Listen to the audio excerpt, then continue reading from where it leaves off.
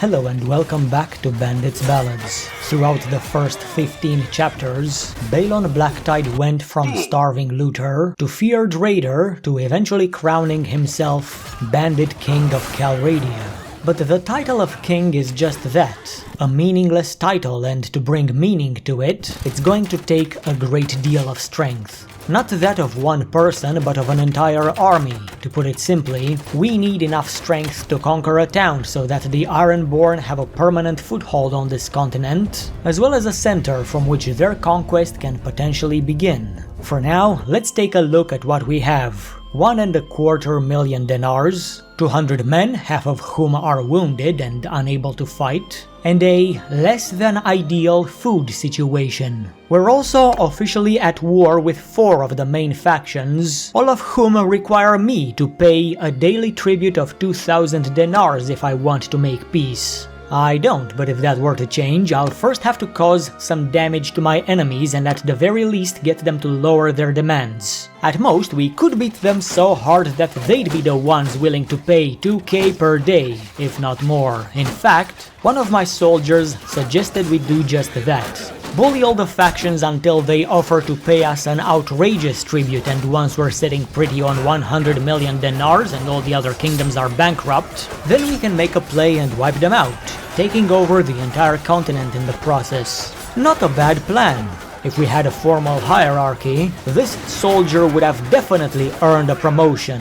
Unfortunately, I'm more of an instant gratification kind of guy, and I want a town now, not in 10 years. I've already said this. I have no dreams of conquering all of Calradia. All I need is a small kingdom to call my own, and then I can pursue more creative endeavors, such as painting. I've always been fascinated by how artists are able to put a picture from their imagination and onto a canvas. Only art I've done so far was painting the world red. But enough self-reflection. Let's get to work. So what do we need? Strength. First, let's take care of the food situation, because without nourishment, we won't even be strong enough to hold our swords. Now, I could buy the food we need, but where's the fun in that? Besides, I'd rather not pay the gold price if I can help it. Not when we can force villagers to give it to us, or catch caravans, or if it comes down to it, simply take the food of any army that we crush. Before leaving town, however, the leader of one of the rival gangs asked for my help in dealing with another criminal organization. I was too busy for this, but in hopes that our alliance will prevent my ally from being attacked, I allowed my deformed companion and a few of the lads to stay in town and help her out. I then paid a visit to the tavern where I had a chat with a fellow traveler, Bugbayar the Ragged. Long story short, his father was a caravaneer, but he decided to join a group of mercenaries instead. That didn't work out, so here we are. Since I had an extra slot in my party, I took him on because his combat skills make him a good squad leader. I even gave him some of the equipment I've looted from my recent battles. Speaking of which, I'd have to sell it, little by little, in each and every one of the towns we'll pass through. It is worth quite a lot, 100,000 dinars if my estimates are correct. When I finally left Umbrella, I set myself 3 main objectives. Number 1, fix my food situation. Number 2, recruit more people. And number 3, appoint my capable companions to lead some extra parties to help me form a giant army with which we can take our first town. In pursuit of goal number 1, we eventually arrived in the Kuzeet village of Karahali, where we kindly asked the villagers to share some of their food with us. They refused, their militia was taught a lesson, and they had no choice but to grudgingly bring me whatever they could spare. I am a bit disappointed they did it grudgingly. I would have preferred if they were a bit more enthusiastic about it. After all, generosity is a virtue which will be richly rewarded in the afterlife that I will help them reach. They did not bring much. Some sheep, a bit of grain, and a few dairy products, so I thought they're holding out on me, which is why I told my men to barge into their houses and take whatever they're hiding from us. We didn't find a whole lot more. In fact, It was more expensive to pay my party's wages than it would have cost to purchase the damned things. Oh well, that's the bandit life for ya. As we were about to leave, our party was ambushed by 2 horse lords who didn't take kindly to our little incursion and sought vengeance for the peasants I have slain. Without getting into too many details, the Dothraki horsemen have an inherent advantage over my Ironborn footmen in an open field. Luckily for us, this wasn't exactly an open field, so we could dig in up on the hill overlooking the village and wait for the enemy to come to us. In this terrain, the odds are evened out. As you can expect, I placed my archers as high as I could. The infantry formed a shield wall in front of them, and the riders would stand ready to follow me as I try to neutralize as many Khuzaits as possible. The incoming cavalry charge was more frightening than I was initially expecting, due in no small part to the storm of arrows they unleashed upon us. Most of them missed, but the ones that hit were really painful, despite the thick armor that I'm wearing. I'll have to obtain something better, and soon.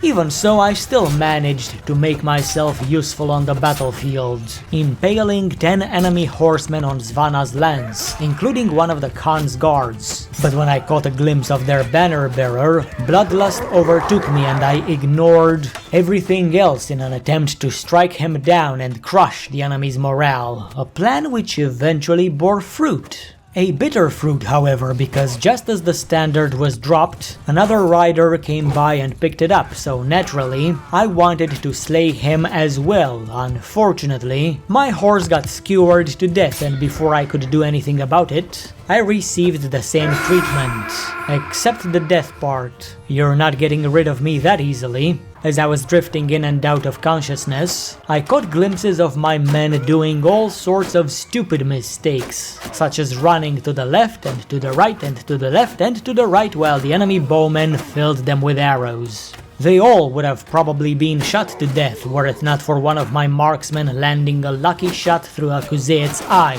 which drove the enemy into a panic and then off the battlefield, turning this into a hard-fought victory that saw 33 of us lose their lives and another 38 suffer severe injuries that would take weeks to properly heal.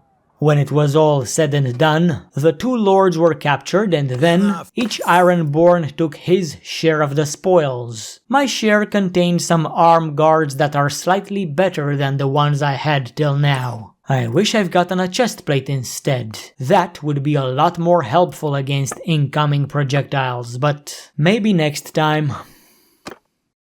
With only 42 men left standing, there was nothing for me to do other than retreat to the nearest town and rebuild my forces. Along the way, we nearly got caught by some roaming enemy parties, but the forest saved us, and in just a few days, most of us were back on our feet, doing what we do best and improving our food situation in the process. Speaking of which, the mountains of Tial are a great place to corner stray caravans. After that raid, I had earned enough influence to enact my very first policy, Sacred Majesty, which would generate more influence at the cost of my vassals. I don't have any of those, so it's basically free influence. As I wage war and gain even more of it, I'd keep implementing policies that would give me absolute authority within my organization, as it should be.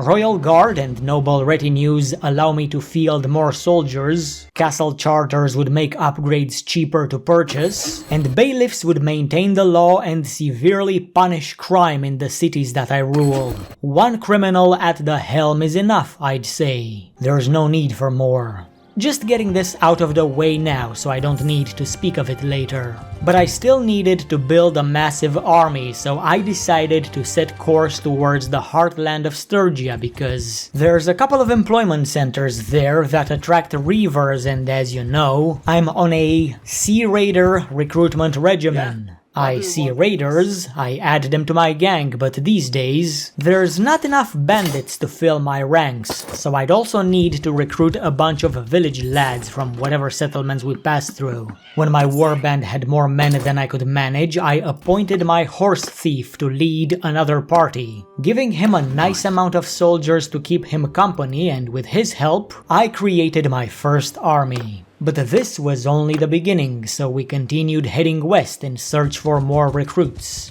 In my path, I noticed that the Vlandians took a big chunk out of Sturgia. Strange. Last time I witnessed their dispute, the Reds were doing a lot worse than the Blues. How the tides have turned. Anyway, my recruitment efforts forced me to pass through the city of Balgard, where we overheard the palace guards having a horrifying conversation about one of the Sturgian ladies they have captured, Asta. I'm the opposite of a white knight, but this damsel in distress is one of Svana's childhood friends, and my dear wife begged me to go to her rescue. So I bribed the guard, snuck in, told Milady to stand back, and after I murdered every single one of her captors, I escorted her out to safety, which earned me some standing with her father, who is none other than the Grand Prince of Sturgia. This little act of heroism also improved my knowledge of the dark arts, which allows me to be much deadlier in combat from now on. As I headed west, I kept trying to improve my food situation, and in my desperation, I put a village to the torch. An act which my engineer does not approve of. He prefers building things instead of destroying them. Well, some of the things he's building are meant for destruction, but shh, don't tell him that. Whatever, as long as he's around, I'll try to stop my men from setting fire to the houses of the people we rob. As I continued my acts of vandalism towards the Northern Empire, I came at a crossroads. One path led me to the Emperor himself, the other to my nemesis. As much as I love bullying Gifor, this was the best chance I had of destroying Arkor's retinue, so the choice was clear. The battle was not too impressive. Because of my numeric superiority, all I needed to do was execute my oil press strategy, whereby my men slowly approach our foes in their standard formations, with the archers thinning the herd until the infantry closes in. By that time, half of the enemy forces will have already been destroyed, and all there's left to do is clean up. We still suffered some casualties, but all in all, this was the easiest victory I've ever claimed, and Arkor was the easiest ruler to capture. If I had the patience to deal with the consequences, I'd have executed him, but for now, he'd just stay put in my prison wagon, waiting for his people to pay ransom. I see. That's how much the Imperials value their figurehead. Well, at least he won't be leading his troops anytime soon. As for Gifor, he was too incompetent to keep his army together, so it would have been a waste of my time to chase after him. But my army was far from complete, so I eventually made my way to Battania to recruit whoever I could. Farmers, bandits, I didn't care. But as we approached the village of Brynglas, my wife urged me to hurry it up because she was in labor and needed a bed. So I rode as fast as I could to the nearest house I saw, shouted at the inhabitants to get the hell out, and when they began asking questions, I just broke their door down moments before Dr. Willowbark hurried Svana inside. The villagers understood my urgency and they left me alone for the moment. After a few agonizing hours, Svana gave birth to a healthy boy and she suggested we name him Arlek, which is a Battanian name. It seems my wife is under the misconception that I'm a Highlander from Marunath, due to how quickly we maneuver through the forests. I guess I didn't spend a whole lot of time talking to her about my home across the Eastern Ocean. That's a discussion we need to have soon. For now, I gave my son a name to remind me of the Iron Islands. When I came into this world, my low-born parents named me after the Lord Reaper who ruled the islands at the time, Balon of House Greyjoy. I named my son after his savage brother, Victarion, a man so fearless, he wore a full set of plate armor while sailing, with no concern for what happens if he were to fall overboard, and so strong he could cleave a man in half with a single swing of his battle axe. I hope my firstborn will grow up to be that kind of man. Not intellectually though. The original Vic was kind of a dumb brute, though I wouldn't say that to his face. In order to make sure that everything has gone well, however, we'd have to ride over to Seonon and use the town's amenities, but not before reimbursing the peasants for their broken door and recruiting a few more lads into my crew. And since Seonon is home to one of the most prosperous farmer markets on the continent, I decided to just buy some damn food. Wasting the time of 300 people to chase caravans or extort 3 sacks of grain from a village is not worth it. 10,000 dinars is a small price to pay in order to complete my first goal. Besides, am I really paying the gold price when the money I spend was obtained through force? But I still needed to work towards my other 2 objectives, so I set off towards the east once again, planning to forcefully recruit volunteers, or rather, involunteers from each of the imperial villages we passed through. This used to yield actual soldiers, but these days, the villagers got wise to my methods and have sent their professionals into hiding, giving me only their most useless loiterers. Oh well, at least these guys have potential to become food for the crows, if not proper fighters. And if I saw a group of looters running around, I'd conscript them too, because soon enough, I'll be able to train them into Imperial infantry who can ultimately reach the rank of legionary, if luck is on their side. I suspect that in the future, I'll have my own legion of looters, though let's be honest, most of them won't even survive their first battle. And since my own party was getting full once again, it was time to give Athrar the Prince an opportunity to see if he lives up to his name. With 65 of my mid-tier warriors, his party could be invited into my ever-growing army. And no, I did not give him any rookies, because as we march across the map, I can actually offer them some of the spare equipment we have, as well as the training on how to use it, and with a very small investment, I can turn them into basic soldiers who won't die in one hit. They'll die in 2, which effectively doubles their effectiveness. Soon enough, it was time to form my third and final party, led by the Vlandian huntress who was the first companion I've ever hired all those years ago. Unlike my previous 2 warbands, Gertlind would be given the best of the best. Not because I think she's a great leader, but because I'm the only one who can passively train the recruits. I'll make sure that before we engage in battle, I'll transfer the command of the elites back over to me. 10 days after departing from Botania, I was almost done conscripting unwilling souls into my war machine, but old habits die hard. When I arrived at the Sturgian village of Epinosa, I was so used to forcefully recruiting folk that I've unwittingly done it to the subject of my own father-in-law, ruining my reputation with both the peasants and their lord. What can I say except whoops? Shortly thereafter, I found myself outside the gates of Makeb with an entire army at my back. Problem is, it consists of lads that are untrained and untested, and now is definitely not the time to besiege this city.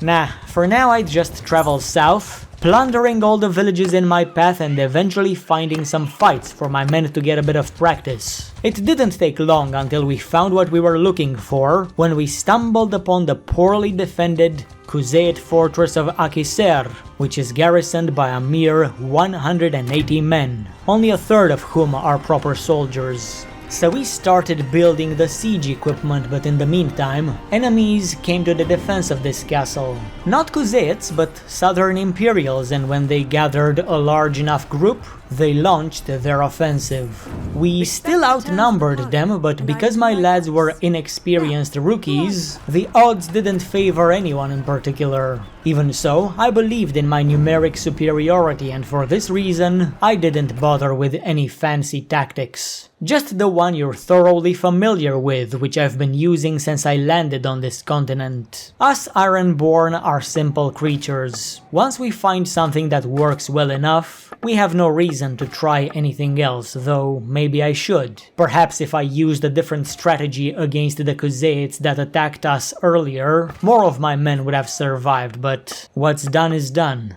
Before the bloodbath began, I went forth and launched all of my javelins, which mostly missed, except for 2 of them that actually hit one of the enemy leaders and took her out of the game. After that, I switched back to the spear and used it to take down one cavalryman after another and another and another and so on. I could go on, but you get the point, just like these Imperial horsemen. As for my own troops, they simply held their positions until the hostile infantry closed in, at which point I ordered them to attack without fear or remorse, and when the melee was won, we set our sights upon the enemy's 120 bowmen. I couldn't let my men have all the fun, so I decided to go full Mount and Blade on the archers, just like I learned not too long ago, and it wasn't much longer until the battle was won. Unfortunately, because of my lack of advanced tactics, and due to the fact that most of my men were basic recruits, 127 of them lost their lives, but those who survived have more than earned their promotions. After this costly victory, the smart thing would have been to retreat into friendly territory and rebuild my army's strength. But since I've already constructed a siege tower and battering ram, I decided to assault the castle. Sure, this would be another hard-fought battle that would inflict heavy casualties upon us, but at the time, I saw it as good practice for those among us still standing. Besides, conquering this castle would allow for some devious maneuvers that are otherwise impossible. Anyway, since I only had one siege tower, one side of the walls was only accessible via ladders, so naturally, that's where I wanted to go because that's where fighting is thickest.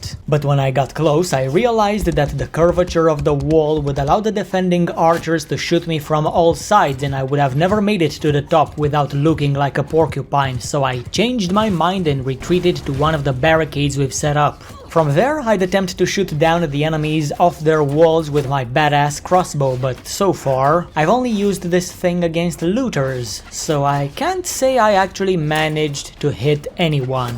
Until I got closer, behind another barricade. But even then, I haven't had a whole lot of success, so I carefully proceeded towards the right side of the battlefield, where my siege tower was making its approach. Before it made contact, I managed to score a couple more kills, but soon enough, it was time to scale the siege tower with my men. Interesting, there's nobody here except for one guy who rushed in alone and promptly got himself killed. So of course I had to order everyone to get moving and wait until they get here. Before they did, I tried my best to fight the enemies on my own, but to no avail. When my guys eventually arrived, I felt like I could finally get to work, so I allowed them to go first and test the waters, while I'd stay slightly behind them with my shield raised, and whenever I spotted an opening, I'd swing my sword down on the enemies' heads. I had to be cautious because, despite my best efforts, I still got shot a dozen times and I was on my last legs. The cramped quarters didn't make it easy either, but I handled it. I'd keep my shield high, and whenever the opportunity arose, smack, and the Kuzet dropped dead. I just repeated that process a few times, and after a couple of minutes, this area of the wall was clear and my forces could advance. Somehow, they know the enemy's positions better than I do, so I would follow them, but my heavy injuries no longer allowed me to engage in melee. I could only offer fire support for a while.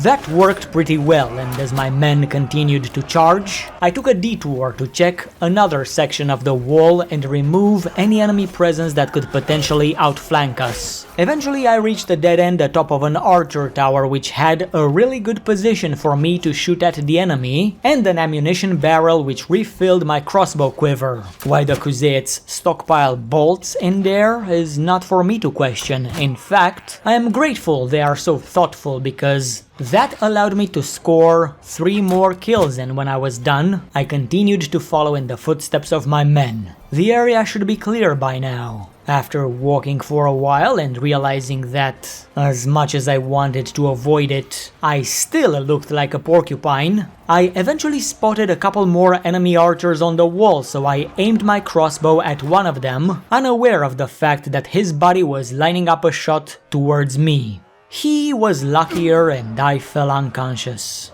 The armor prevents these arrows from being fatal, but there's only so many flesh wounds one can endure before he passes out from the pain.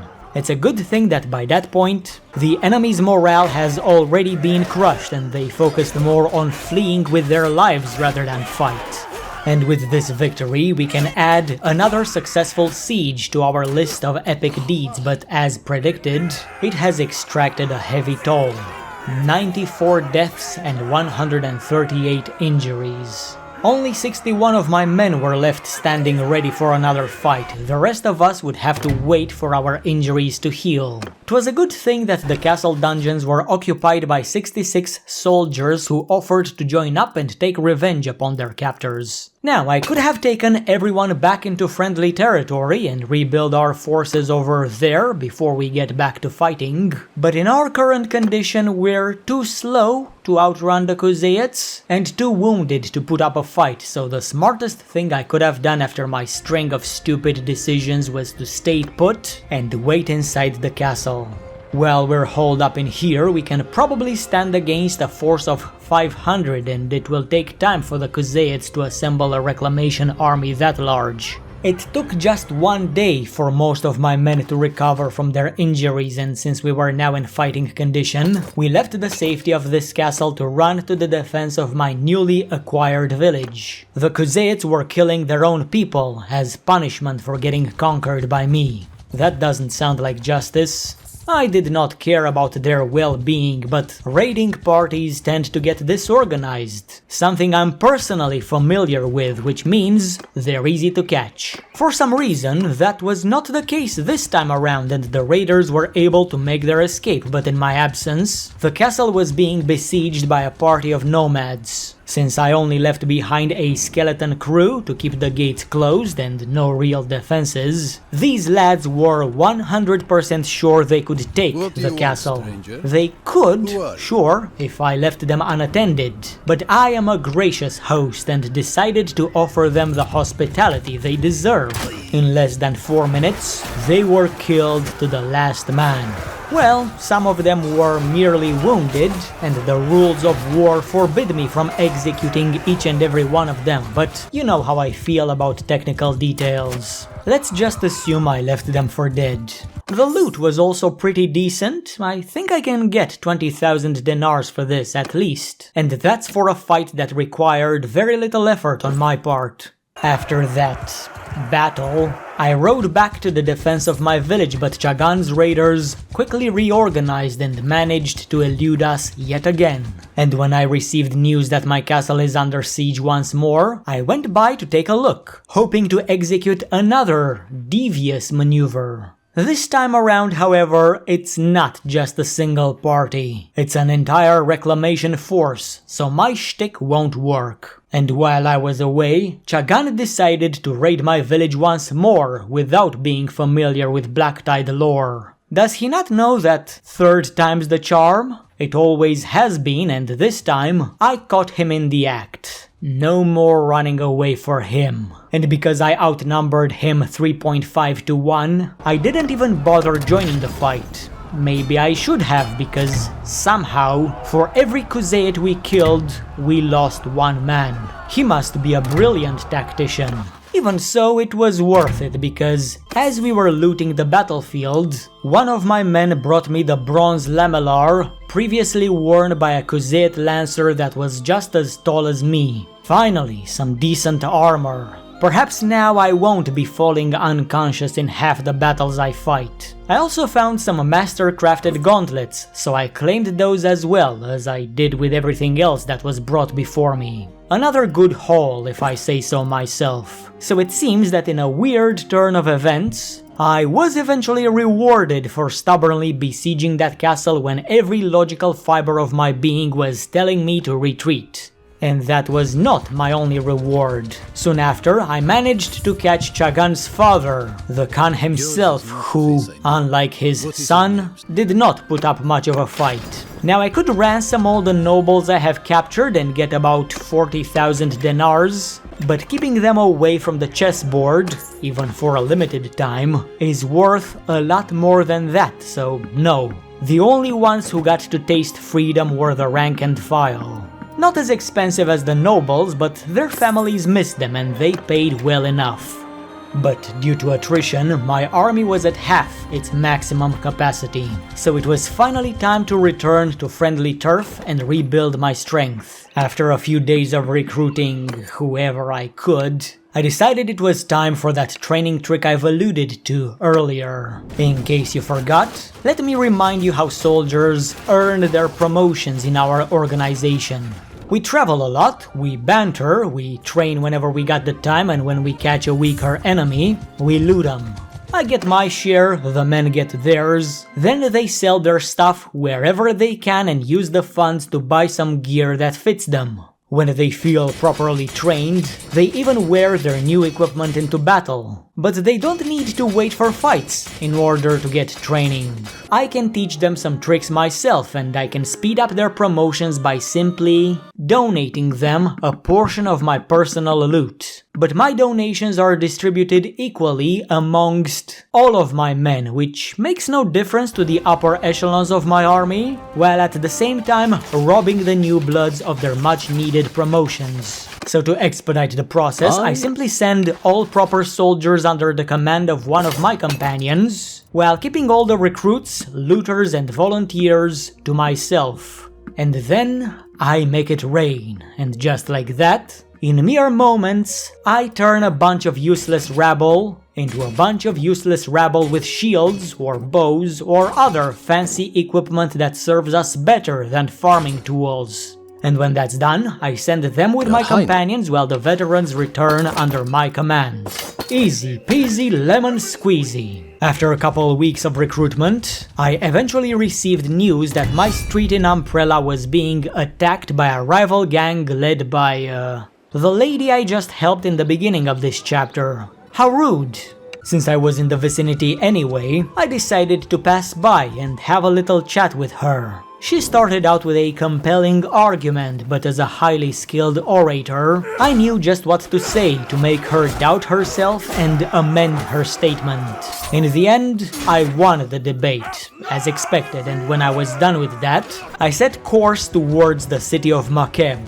My army was at full strength, more or less. I could perhaps wage smaller campaigns and get all of my guys to veteran status, but that would take more time than I can spare. I am impatient and cannot wait to make B the seat of my power. But that is a story for another chapter, because I have a feeling this one has overstayed its welcome. Even so, I hope you've enjoyed it, and I will see you in the next one. Thanks for watching and goodbye.